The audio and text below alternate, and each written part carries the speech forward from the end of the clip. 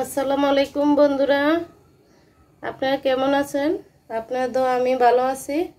তো বন্ধুরা, আজকে আমি গাজরের হালুয়া বানিয়ে দেখাবো কিভাবে পাক করে।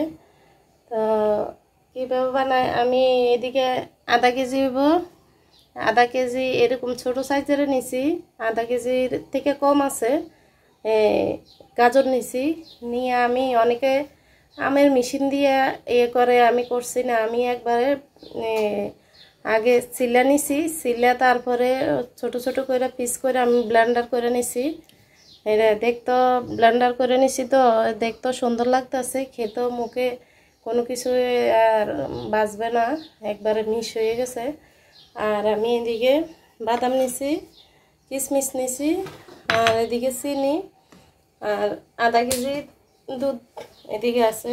এগুলো দিয়ে আমি রান্নাটা করব, তো সাথে থাকুন বন্ধুরা। বন্ধুরা, আমি গাজরগুলো দিয়ে দিছি।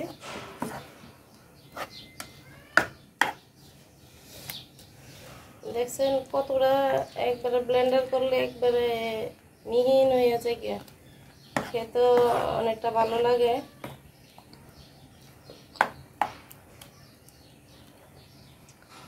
এখন আমি চিনিটা দিয়ে দিব। গাজর তো এমনি মিষ্টি, এই চিনিটা কম দিলেই হয়।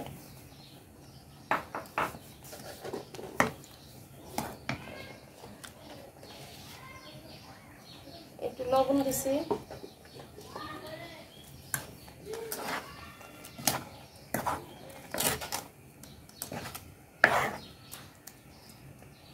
এখন দুধটা দিব না, দুধটা পরে দিব বন্ধুরা।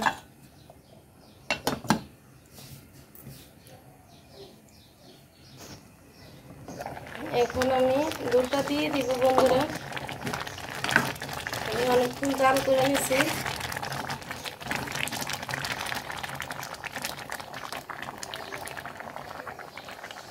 আমি এখানে কোনো পানি দিই নেই, আমি ব্লেন্ডার করছি।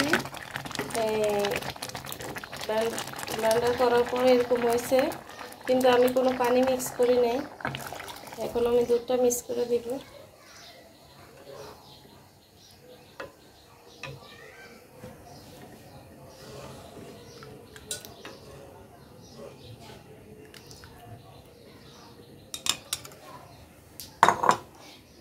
তেজপাতা, গরম মশলা, দারচিনি, এলাচ আমার বাচ্চারা এগুলো খেতে চায় না, তা আমি এখানে কোনো কিছু দিই নেই।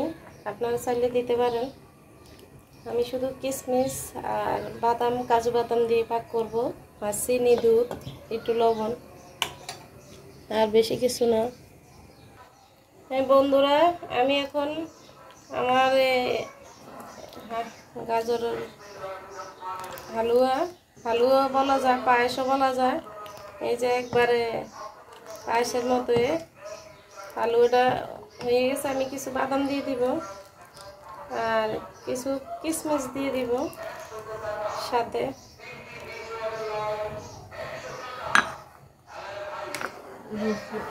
হয়ে গেছে গাজরের হালুয়া।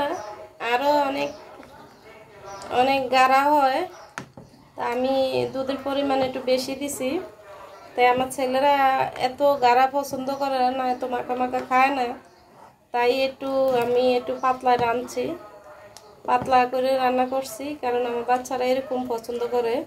এর থেকে একবারে গাঢ়া হইলে আর হেরা পছন্দ করে না। এই যে ঠান্ডা হইলে আরও গাঢ়া হয়ে যাবে।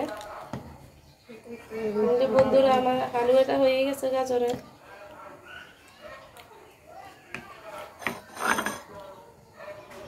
বন্ধুরা, আমি আর একটু বাদাম দিয়ে দিব।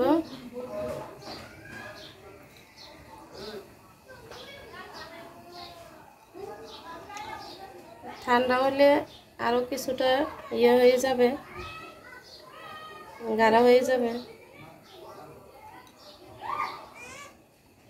আর আমি কিশমিশ দিয়ে দিব।